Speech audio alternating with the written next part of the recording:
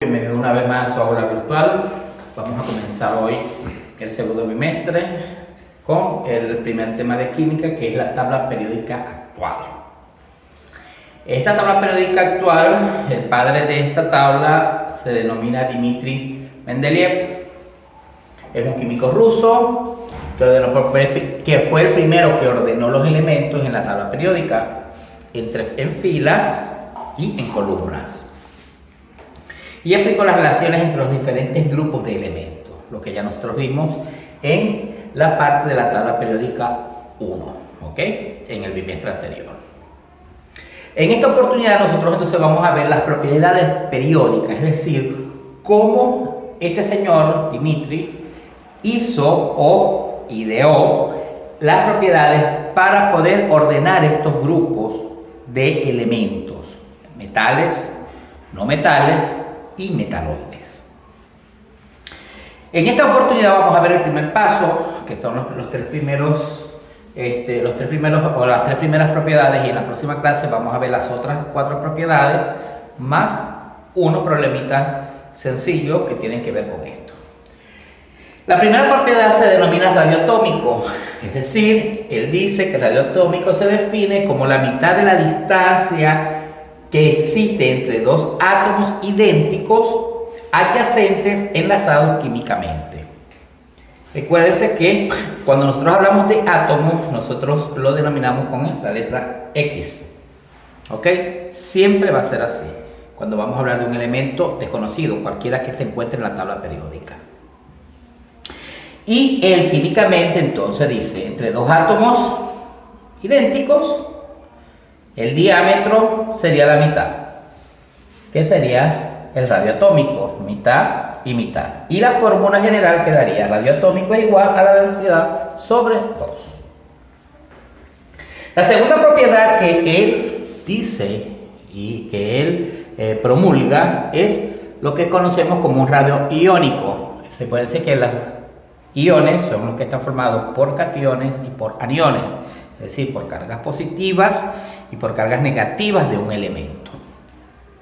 Él dice o define que es similar a la del radioatómico, pero en átomos ionizados, es decir, con estas cargas, tanto negativas como positivas. En este caso, se cumple que el radio iónico, que es un anión, es mayor al radio atómico, que es totalmente neutro, si se recuerdan del número cuántico, y el radio iónico igual a un catión, es decir, que hay elementos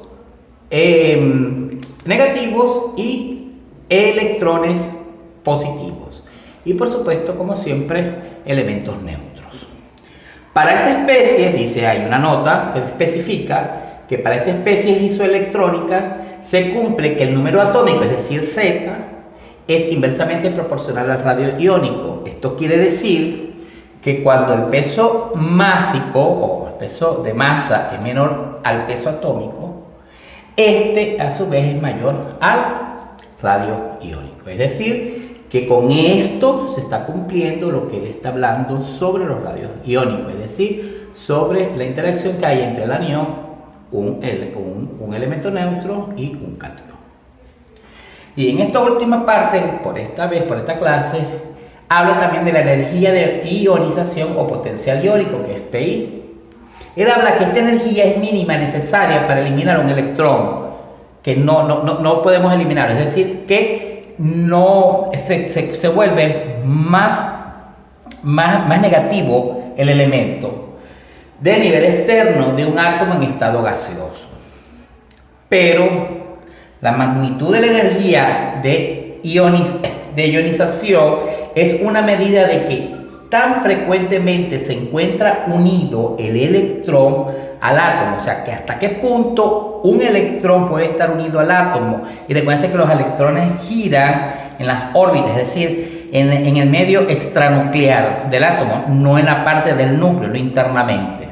Considerando que cuando es mayor la energía de ionización, de lo que ya nosotros vimos aquí, ¿Ok? Es más difícil arrancar un electrón, es decir, es más difícil de que un electrón, de que un elemento se convierta en positivo, pues.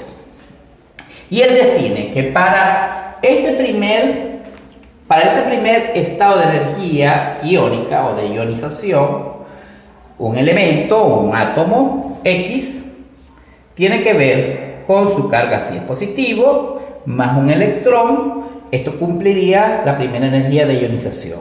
La segunda sería que este átomo tenga carga positiva con un solo elemento, un solo electrón, ¿ya?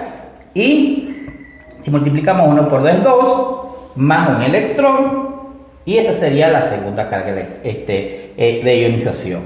Y en el tercero hace la misma secuencia donde él está él está promulgando, él está diciendo en estas propiedades qué es lo que está ocurriendo con las cargas negativas y positivas, con los electrones. Pues cuando estos ganan y pierden electrones, recuérdense que cuando se gana electrones hay una oxidación y cuando se reduce, y cuando no, se reduce, pues hay una reducción. Esto es lo que se conoce como óxido de reducción. Entonces, él dice que en esta ionización, en esta energía de ionización, cuando la tercera va a ser mayor a la segunda y la segunda va a ser mayor a la primera, como lo indica acá, para que en este caso sea más fácil de que un electrón pueda perderse en un elemento. Entonces, hasta aquí nosotros vamos a dejar esta clase de hoy. En la próxima clase continuaremos con las otras propiedades y con los problemas. Bueno, chicos, esto es todo por hoy. Espero vernos pronto. Hasta luego.